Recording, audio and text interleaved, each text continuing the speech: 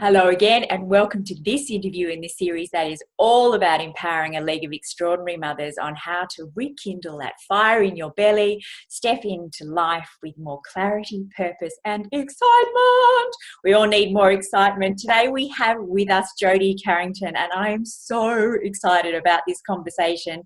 Jody brings with her a wealth of knowledge that she has accumulated through being a mum, also a clinical psychologist and the author of an amazing book, and she is so passionate about this piece we all like to talk about, which is connection.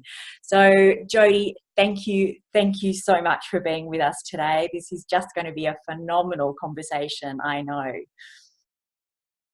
Well, it is such an honor to be here all the way from Canada. We're a day behind you, so I feel like I'm going to have a lot to add that you get to process like a whole extra day later. Yeah. So it's going to be fantastic. I can't wait. It's just an honor. Us Aussies are in your future, so we get to, so-called list up, Exactly, right? It's amazing. Such a great concept, isn't it? I love it. Yeah. I love it. If only we could swap Tats Lotto numbers, if that worked, it'd be gold. I know. So Jody, we had a bit of a chat before we pushed record, but let's dive in because one of the pieces that you speak about really passionately that I just love is that whole piece of, as mums, we need to find our own excitement for life. We need to tap in to the things that bring us joy in order to lead the way and show our kids how it's done. So can we dive into, that leadership, being the leaders in our family piece to start up with? Yeah, I would love to. I think what I'll just even start with a little bit is I as you alluded to a little bit, I'm a child psychologist up here in Alberta, Canada, and I started this process when I first became a mom. I already had my PhD, so I was already a doctor of child clinical psychology, which you would think would give me a little bit of a insight around what it might be to raise children. But I never felt more incompetent than the day they put my own personal child in my hand. Okay, so I remember the day very clearly. I'm wearing mesh underwear, and they say, "You got this, yeah? You're gonna be great." And I've never felt more incompetent in my life. So this whole job of being a mom from the very beginning of time, I think, puts us in this place of we're second guessing and questioning all the time about whether we're doing things right, how we should be sort of working to make these tiny humans the best they can be. And I find that we are so much better with other people's children. I don't know if you know this, if this happens in Australia, but I can provide advice to everybody else. I can sit with other people's children and I can love on them. I coach, hockey's a big thing here in Canada. So I coach our son's hockey team, and everybody else's kids will come in at 7:00 in the morning and be like, "Coach Jody, can I have a snack? Or this hurts, or I can't do," and I'm loving on these babies. I'm giving them stuff out of my purse. And my child, my personal child, who I own, will say to me, "Mom," and I'll be like, "What?" It's great. Super. So I'm the local child psychologist, and I'm so much better with other people's children, which is good. But I struggle significantly with my own. And I think what I often tell other moms so much about this process is that, and I know this to be true, it's the hardest to take your own advice, obviously, but we are so much better when we look after us. You cannot serve from an empty bucket. There's no way, right? I mean, this is the age-old adage. But we try to be everything for everybody to everybody, and then we wonder why our own babies struggle. We struggle with our own babies. Huh? And so I've just written a book called Kids These Days because as a child psychologist, I have a lot of parents coming to me saying, can you fix my kid? Or I'm really worried about my kid. I think they're, not making good choices, or they're not kind, or they're hitting, or they're, I don't know, doing drugs, doing all these things that are really, I'm struggling with because I think I'm failing my baby. And they always say to me, can you see my kids? And I always say, absolutely, but I need to see you first. because see, I can keep a kid in therapy till they're 65, but if I send them home every night to people who feel incompetent and disempowered and feel like they're screwing up their kids, those babies don't stand a chance. Yep. So I have, I don't know if I've told you this, but in this country, I've assessed and treated over 1,000 kids in this country, and I've never, not one time, met a bad kid. Yeah. I've met a lot of kids who are emotionally dysregulated, which means if you own a kid, you have one job, and that's to teach them how to regulate emotion in times of distress, which means how to make sense of hard things, how not to lose your friggin' mind. Okay, so if your kid has the capacity to stay calm in times of distress, either super sad, super mad, or super glad, they're gonna be okay. And we often say we want our kids to be kind and to be empathic and to make good choices and to do good in school and to use their words. You can't do any of those things if you're emotionally dysregulated. So our first job is to teach our kids how to stay calm in times of distress. And the cool thing, well, it's not cool, it's actually too bad, but you can't tell a kid how to calm down, you got to show them. Yeah. And the only way you can show a kid how to regulate emotion is if you're regulated yourself.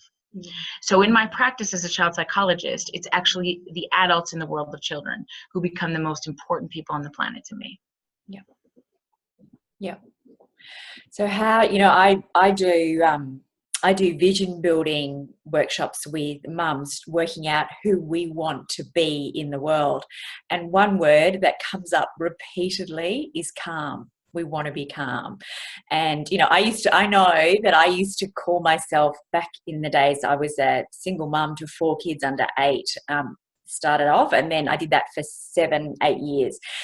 But I can remember there were times when I used to think of myself as a raving banshee. I could feel it, like this boiling meter would just go up, and then I'd just be like, ah! And it would, then the self-hatred comes in, and I can't believe I did that.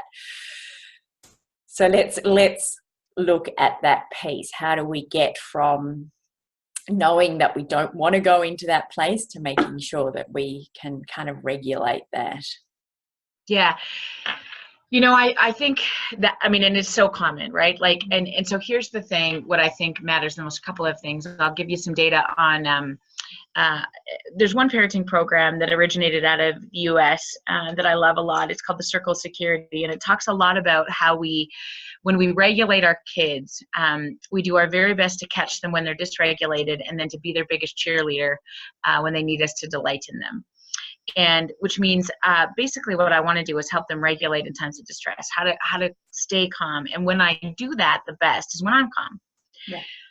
And the cool thing about this is you only need to get it right about 30% of the time.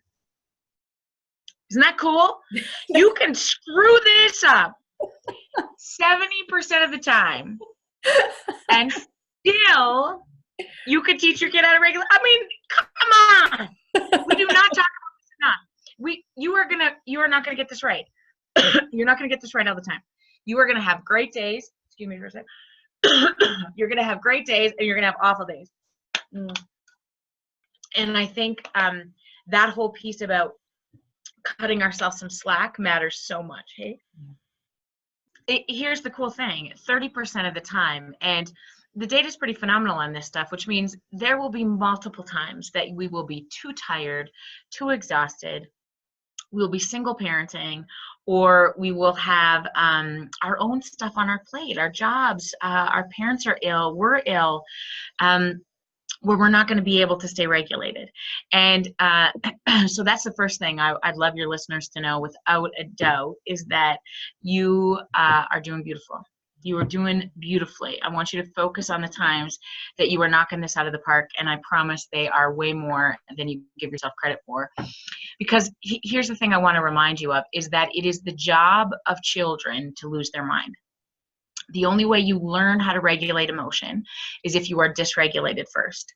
So when we bring them home from the hospital, they only have one way to show us what they need, and that's to lose their mind, right? They cry. So they only have emotional dysregulation on board to let us know what they need. And our job as caregivers and educators is to respond to our babies again and again and again in a regulated way as often as we can, to give them the skills to regulate alone. And the more I do that in the presence of my children, the less they will require somebody to do that in my absence. Yeah. Okay. So the more that I mean, we do this a lot. You think 0 to 1 or 0 to 2, how many times they lose their friggin' minds. Dan Siegel talks about it as flipping your lid. So if you flip your prefrontal cortex out of the way, you lose your friggin' mind. Yeah. And so our job is to put our lids, the lids of our children on again and again and again in times of distress. And the more times I have the opportunity to stay calm to do that for my child, I'm creating neural pathways that allow them to have access to that when I'm not there. The only way you learn how to regulate emotion is when you get dysregulated. So I can practice all day long with my children when they are regulated. And we do these silly things all the time with our kids. Like, okay, what's going to happen the next time when your sister punches you or calls you a name? And they give you all the right answers when they're regulated. I'm going to take a deep breath. I'm going to use my words. I'm going to journal. And you're like, whoa, dude, you're amazing. And then what happens 37 seconds later when their sister punches them or calls them a name, they flip their lids and lose their friggin' minds. Yeah. Huh?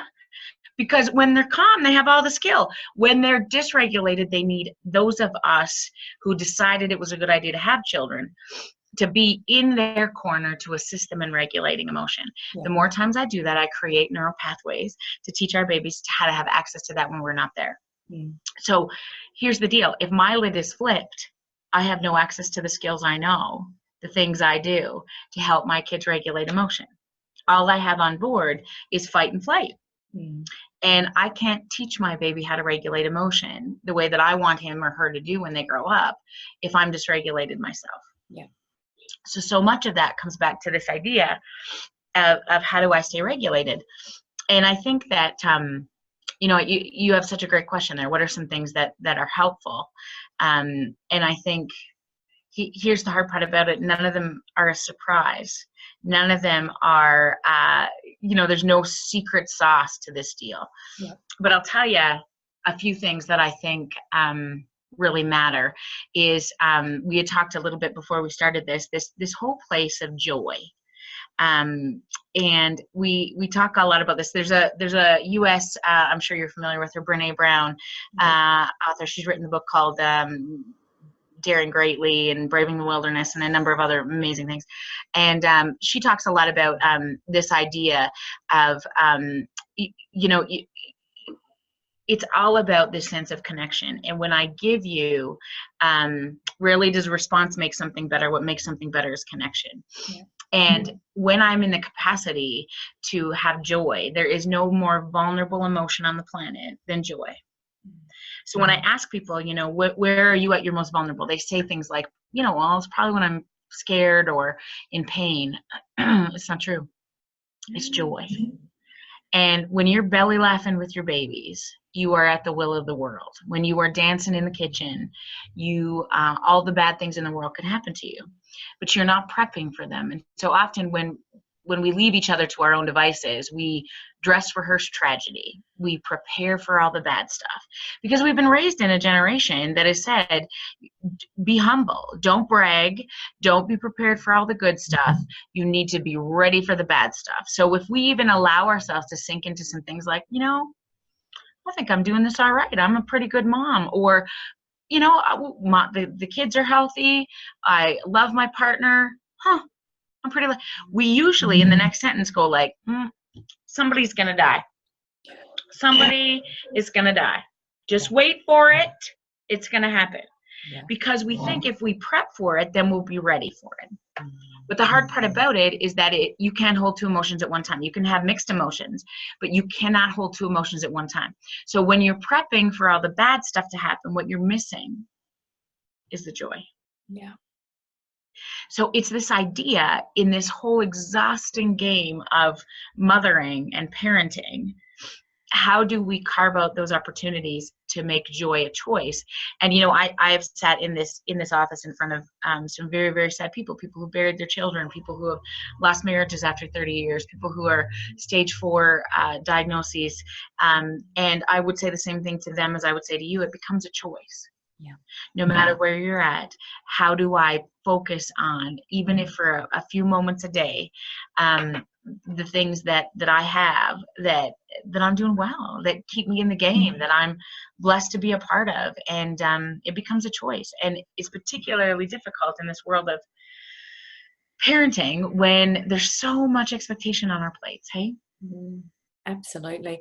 I mean, that's a really big piece in Australian culture, is that, never, don't pat yourself on the back or talk about the wins in your life. And as having been a mum for 19, heading for 20 years now, I know that really strong propensity that we have when we talk, particularly in the primary school car parks, and when we're talking about teenagers, it all starts with the woes, the moaning and the complaining and the bits that are hard. And there's a natural tendency to want to kind of offload that and share that, but it starts this ripple effect of negativity all the time. So I noticed that when I made a real shift in making that choice to talk about all the bits that are going right rather than all the bits that are going wrong, the ripple effect is so much more positive, and it builds on itself, isn't it?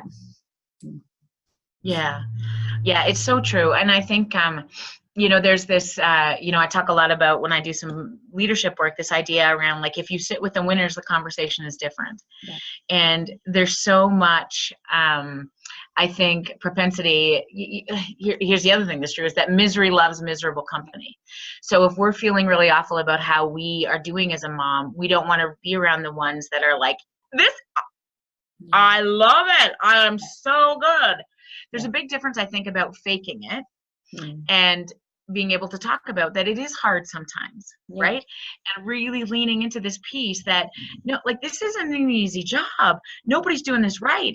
And so I think we get caught in this thing of, presenting ourselves on Instagram or Facebook or social media that, like, we have got it. And if you don't got it, obviously you're doing something wrong. Yeah. I think there's this idea of, how can we create a community of reconnection that says, this stuff is hard and I've got your back. Yeah. There's no such thing as other people's children. You light up around my baby, I'm going to light up around yours. How do you foster a group of women, of people who can say, you're knocking it out of the park today? And when you're not, you know what, my love? Give me your kids for an hour. You go have a glass of wine. Okay? Yes. We're going to meet back in an hour. I got you, girl. Right? How do we create that sort of sense of connection? Because listen, no, not one single woman I've ever met in my life knows what the heck she's doing 100% of the time. Like, even like 50% of the time is stretching it.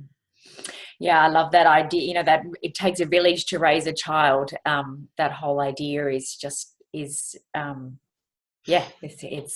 so important, especially in our lives now, where we often don't remain in our village. So the aunts that we might have had contact with, or our, the grandparents, often we live in different countries, let alone not, in the same town anymore. So how do we really foster that? How do we bring that back together and get that support happening? 100%. And I think, it's interesting, because the book that I wrote, we went along and around, but it's called Kids These Days, really because there's such a concern in Canadian culture anyways, that kids these days are the problem. So we're really worried that kids are on their devices too much, that they're disrespectful, that they are unappreciative, ungrateful. We're really concerned that the next generation doesn't know how to work.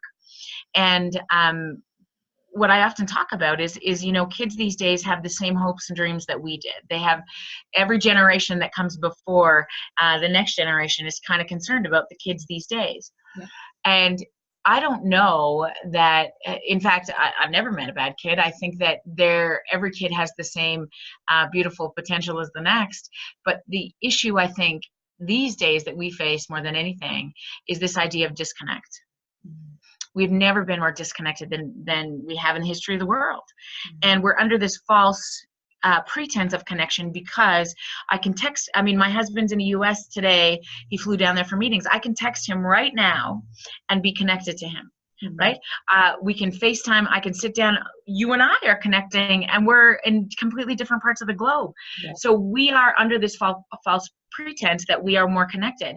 But the deal is, when we use our phones all the time to be able to exit, it's a beautiful exit ramp to look at our phones. And so even when you think about face-to-face connection, the last time you got into an elevator with a stranger, the last thing you do is actually have a conversation. You look at your phone, you check it, right? Or if you go through a drive-through, we rarely look people in the eye anymore and say, oh, thank you very much. We do this. Thanks very much. Have a good day. Yep. Good. Thanks. Hey, good. Yep. And we're losing the art of face-to-face connection. And the only way we learn that we matter is when we make eye contact with another human being. And when I am in the same physical proximity of somebody who I care for, I have a relationship with, physiological changes happen in my body that I cannot replicate over a text or an email. Things like my oxytocin and my dopamine increase. Those are the feel-good hormones. And my cortisol decreases. Yeah.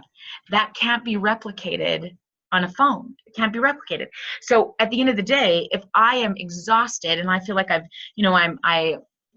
for example, right, I'm building a company, we're launching a book, I had 3 patients in my office today, I do a talk tomorrow, we flew in yesterday, all of these things are happening. At the end of the day, the last thing I want to do, I'm exhausted.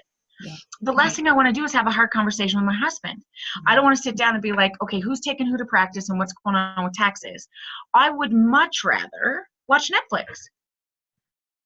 Do you got Netflix? Yeah. Okay. So, but I mean, I am on season 8 of Grey's Anatomy. I am in love with Alex Karev. I feel like I could have married him. I feel like I could have fixed him. I feel like totally he's my guy. And so it is much easier for me to sink into Alex Karev because he's hot and he doesn't talk back to me. So you don't have to do his laundry or, Exactly. And so at the end of the day, what that robs me of is this connection with my husband. So if I think about my grandparents, for example, they were in such close proximity with each other. The house that they lived in was tiny. They had no electronic devices. They played 3 games of cards every night. Yeah. And so that afforded a proximity in a relationship that allowed you to look at each other so much more frequently, that allowed you to repair so much more frequently. And you knew when you look at somebody else's face, whether they're mad at you, whether you pissed them off, whether there's something I need to do in terms of repair, or that I really matter. Because now we depend a lot on, can you text me? Do you really mean it? Or did you mean that for somebody else? I mean, if I walked home, most of us, if we walked through the doors of our house with our significant others tonight and did this, oh, honey, I am so happy to see you. They would think we're drunk. My husband usually says to me, when I try that on him, and listen, I got a PhD in child psychology, I say that to him and he's like, what'd you buy? Right? Yeah. Because the people we love the most are suspicious when we're kind. That's a problem. Yes. Right? We're disconnected. Yeah. And the only way we show our babies, right, how to regulate emotion, how they matter, how you connect with a significant other, we can't tell them how to do it. We got to show them. Yeah. And when we're filled up and we are surrounded by a village of women or men who remind us we're amazing, when we're at the baseball field and somebody says, you're such a good mom, or you know what I saw Grayson do yesterday? He was so kind to Ellie on the playground. I just love your little bug. When we give that stuff away in the communities in which we're building, it's free. Mm-hmm. And we all want to hear it. That's how we create strong babies. And it's fun. Yeah. It's not hard. We can do it. Yeah. And it fills your cup up, that, just making somebody else smile, making somebody else feel good. It's just, the ripple effect is amazing. But if we, like, I know that there's, I talk to women all the time that are feeling like they have lost that connection in their community. So as you're talking, I'm thinking about how we start in our homes. And one of the, it's interesting, all these things are so simple, aren't they? But it's the conversation retweaks the idea.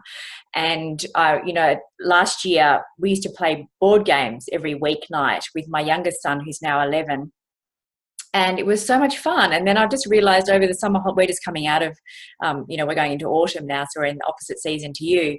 But over the summer holidays, we got out of the habit, and I haven't started it again this school year. And it's just reminded me that connection piece of, of sitting down and playing board games every night. Just the connection is so much stronger than him just going off on his own and reading a book or doing his own thing. So, yeah.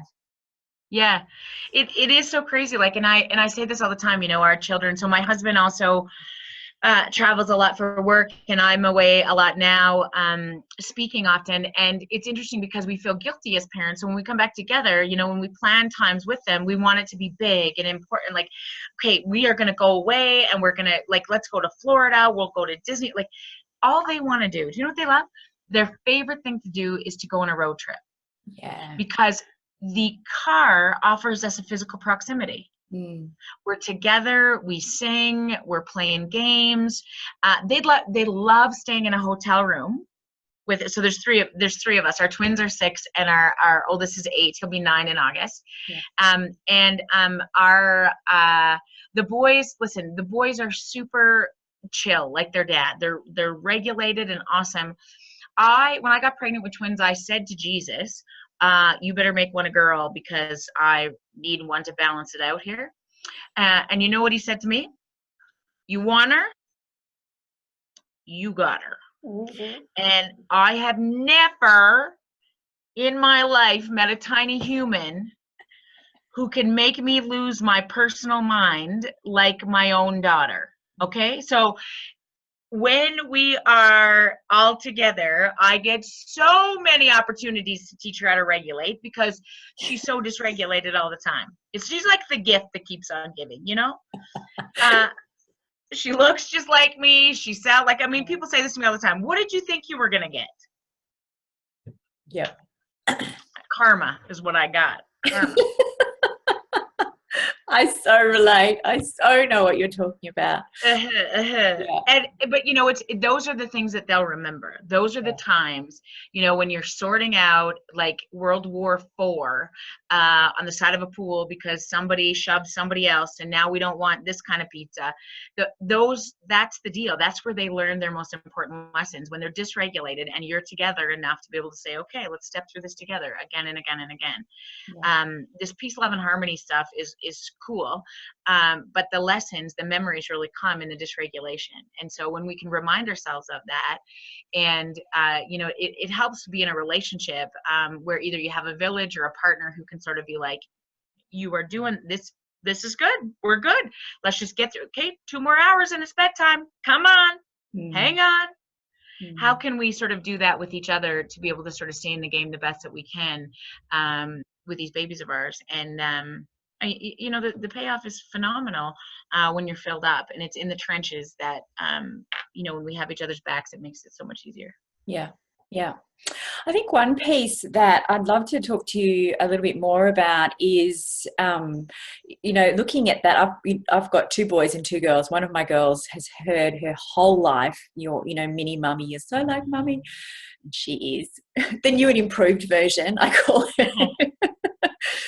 But, that piece around seeing our kids as a reflection of us versus they're just their own little people and just letting them be their own little people. And I'm not sure if I'm getting the words exactly right, but not a reflection of us so much. And I think that this takes so much pressure off us as mums. Am I being clear in what I'm trying to say? In that piece? I think so, right? Like, I think that insight becomes so powerful because I think for such a long time, if I even just think about our boys, their temperament is really laid back. They come into our room all the time in the morning.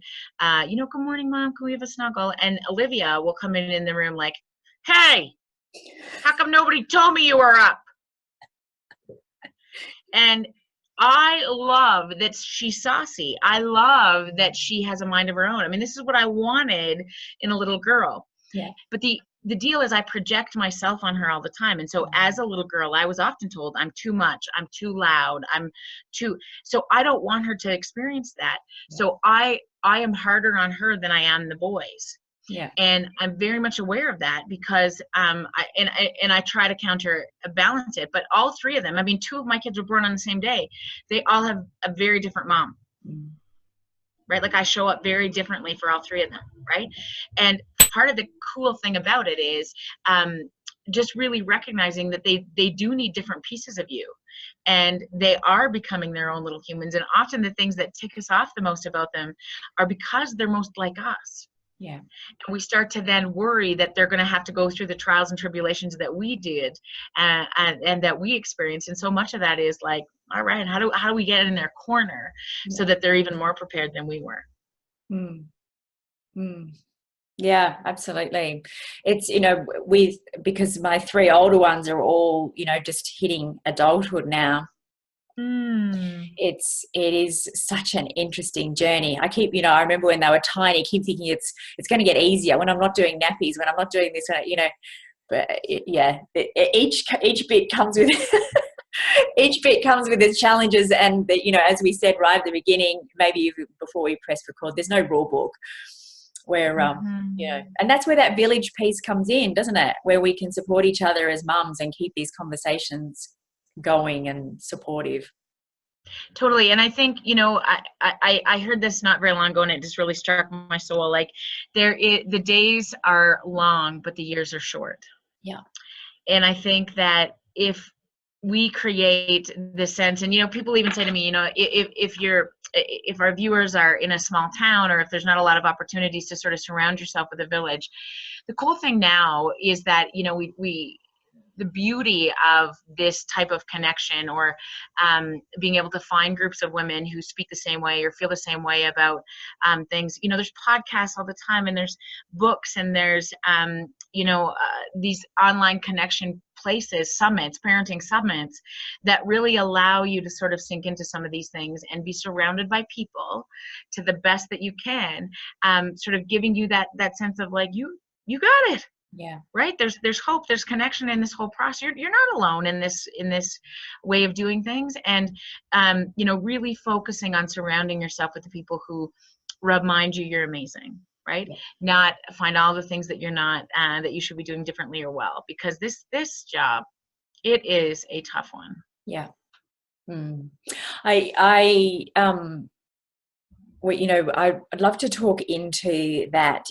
This series is all about rekindling that fire in your belly and finding that, clarity and purpose in the way that we move into our lives. And it's so, as mums, it's so easy to get lost in the trenches of lunch boxes and after school footy and homework and, like the next thing that's got to be ticked off.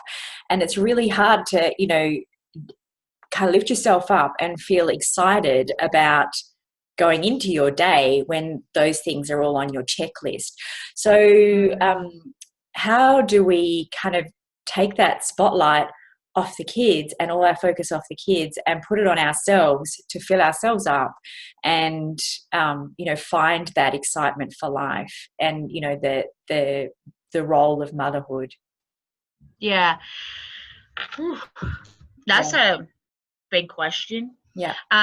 I think it's such a good one. And here's the thing. I think we make a massive mistake sometimes in really suggesting to women that we need to put ourselves first. I think that's a whole bunch of more pressure that is really impossible to fill. I think that you will never be first again if you're a mom. Like, that ship has sailed. You won't be able to put yourself first. But we got to figure out how we create a space for us too. Yeah. So maybe not us first, but us too. And I think that really comes down to things like, what is it that used to set your soul on fire? And what is it that is a piece of you? Because if you've lost your purpose in life, if you can't tell me why you're here, if you've lost your purpose, you've lost your passion. And so much of this is, I was telling you, I think before we pressed record as well, that, if you don't show your children how to chase dreams, they won't chase theirs. So there's this piece of like, how do you decide what it is that's in your heart that you really sort of get fired up about, that you find your passion about, that you can do at least once a week in your life, that kind of gets you back. And I'll tell you, oftentimes people say, well, I don't know my purpose. A hint often that I like to talk about is that it usually involves serving other human beings.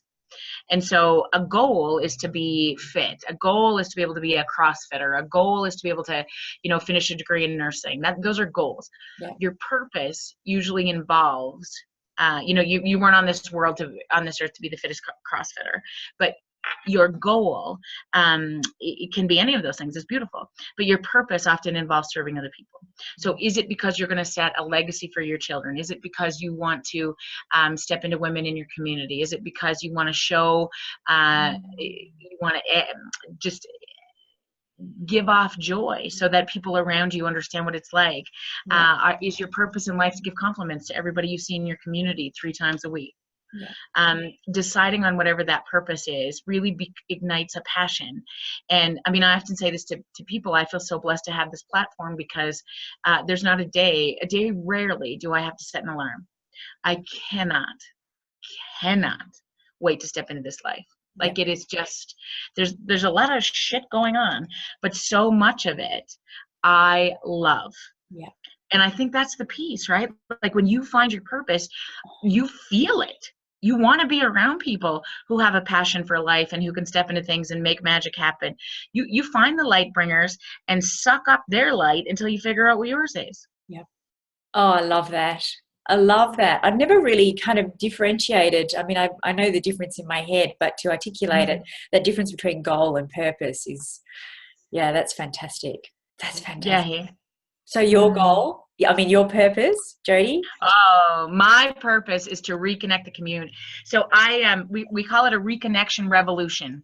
Yep. So we do events all over Canada and now into the US, just really one-day events for women and partners and parents. And I actually spend a lot of time in school boards because I think actually educators do holy work. They spend more time with our children in the run of a school week than we do. Yeah. So I spent a lot of time with teachers and EAs and bus drivers and custodians, just really reminding them, the critical nature of their work, the holiness of the work that they do. If they can light up with our children, they are such a significantly important part of our village. And we do an awful job, even, especially in Canada, looking after them. We have a lot of programs for children, but we do very few things for our educators. Yeah. So that's sort of one of my big purposes, and so I love it. I love speaking and spreading light and doing all kinds of fun stuff. And I swear a lot because I'm a little farm girl from Alberta, so I can't change it. But it just is how it is. Yeah, perfect. You're a gift. Yeah. You're a gift, Jody. So are you. One thing that I'm asking each of the speakers, because I'm a big believer in how we start our day sets the tone for the day, and you alluded to the fact that you're a rise with a spark in your belly. So tell me your perfect morning. How do you love to start the day? I love my perfect morning is if I'm home, my husband and I are home, and the children come into bed.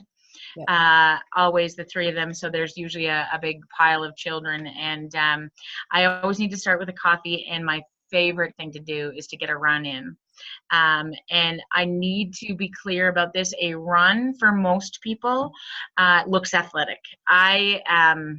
This body here is built on a Ukrainian chassis, which means I have birthing hips and I can lift a truck, but what feels good to me is that when I get my body moving and I do a little bit of yoga, then I am like a phenomenal mom. I'm a much better wife. I choose to put really good things in my body that day, and so that's the perfect start to a day. Yep, I love it. I love it. I know you have a special gift or 2 for our mums. Could you just tell us what that is, please? Yes, so I made videos. So there's 5 things that I think are just so critically important to remember in this reconnection revolution. So there's 5 little tips that I have that I'd love to share with your watchers. And so I'm going to give you the link to those. And there's nothing that are going to surprise you in there. They're all not brilliant stuff, but I made the videos in my best friend's kitchen, and you can hear the children sometimes upstairs. So they're like high quality. Good. Love it. And then the second thing is I have a link. I'll give you the link to our book called Kids These Days. And then I have a book club sort of companion, a few pages that I'd love to send to your group of women. And if they all want to get together and do a book club somewhere, I would highly recommend you need a good charcuterie board. You need cheese and meat and wine, if that's allowed. And then you get that and read the book, and you get together and talk about like just how friggin' amazing you are as parents. Love it. I love it. I love the idea of having a book club. I think that's on my list. That's on my list this year. It's an awesome idea. Life-changing. Yep. Fantastic. Thank you so much for your time and for this interview. There is so much gold in there, and I know that I'm just going to be rewatching it. Oh, I'm so glad. It was so great. We need to do this in person. I cannot wait to come to Australia. Well, I'm in the US 5 times this year, so yeah, it's a big. We'll meet in the middle. See what happens. It'll be lovely. Thank you so much, Jody.